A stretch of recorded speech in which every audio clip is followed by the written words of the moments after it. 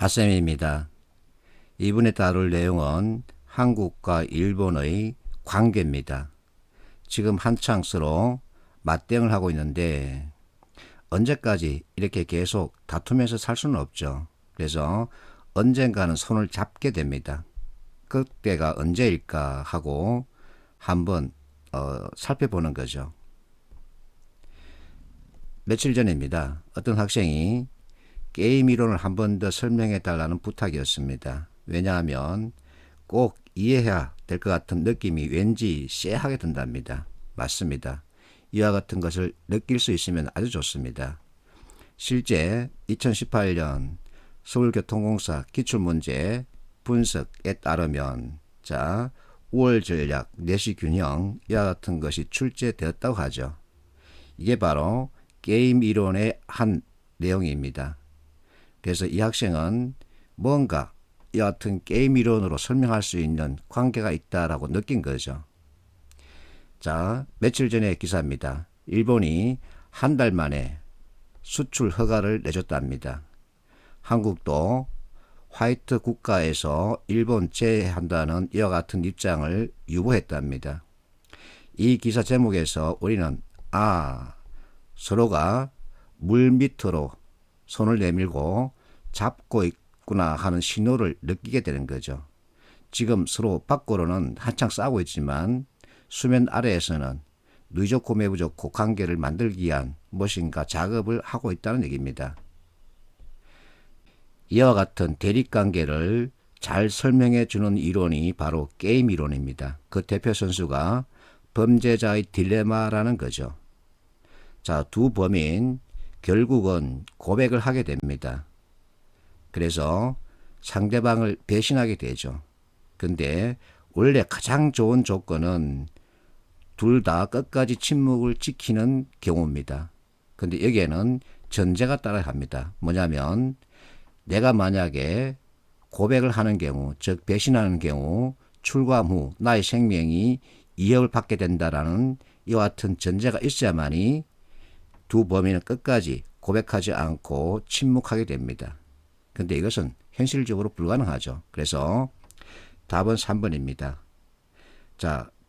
비록 자신을 배신할 상대방일지라도 상대방이 잘되게 하려고 의리를 지키면 나 자신에게도 좋은 결과가 온다는 것을 강조하기 위해서가 아니라 결국은 나의 유리한 조건, 즉 합리적 판단에 따르게 된다는 얘기입니다.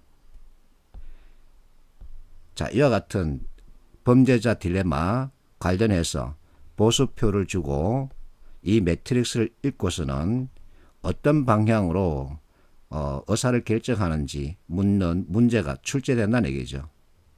그래서 유튜브에 올려놨습니다. 보수표 관련 문제도 있었다라고 그 같은 얘기를 가지고 충분히 설명하고 있습니다. 여러분들이 찾아보면 되겠죠. B번 문제 역시 마찬가지입니다. 치킨 게임이 나오는데 이것도 게임이죠. 그래서 A가 유리한 조건은 A는 용감히 평가를 듣고 B는 겁쟁이라는 평가를 듣는 거죠. 그래서 바로 A는 핸들을 꺾지 않고 B는 핸들을 꺾는 이 교차점이 A에게는 가장 좋은 조건입니다. 둘 다 핸들을 꺾지 않으면 둘 다 결국은 파국이죠. 죽게 됩니다. 그리고 이제 현실의 경제 문제와 연결해서는 1번 보세요. 두 빵집이 서로 협상을 할 수 없는 조건이랍니다. 그러면 협상을 할 수 없는 조건이기 때문에 유지와 유지를 선택할 수밖에 없습니다. 그런데 5를 보세요. 합리적으로 협상한다면 이제 협상이 들어갑니다. 그러면 모두 가격을 올리게 됩니다. 즉 너 좋고 나 좋고의 관계를 만들게 되죠. 여기서 비롯되는 게 바로 담합입니다. 이와 같은 시장에서 담합이 일어나는 것을 방지하기 위해서 또는 시정하기 위해서 정부는 리니언시 프로그램을 가동하게 되죠. 리니언시 프로그램은 먼저 고백해라. 그러면 너에게 혜택을 주겠다는 겁니다. 그래서 대기업과 그에 따르는 소기업, 중소기업 관계에서 대기업이 항상 단합을 유도하지만 먼저 자수하는 놈은 대기업입니다. 왜? 벌금을 면하기 위해서죠. 이게 이제 시장 경제의 원리인데 이와 같은 시장 경제의 원리를 설명해 주는 이론이 바로 게임 이론입니다. 그래서 게임 이론만큼 가장 현실적인 이론은 없다라고도 어떤 사람은 말을 하기도 하죠. 자, 리니어시 프로그램 그리고 범죄자의 딜레마 이와 같은 것은 상식적으로 여러분들이 알고 있어야 할 내용입니다.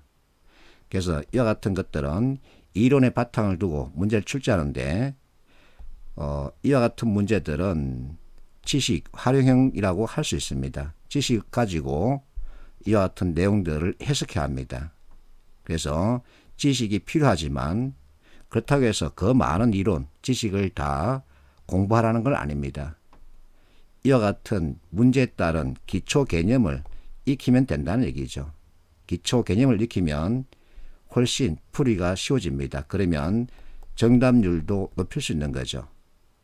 그러면 여러분들은 여러분들이 원하는 면접의 열차를 타게 됩니다. 화이팅 하십시오.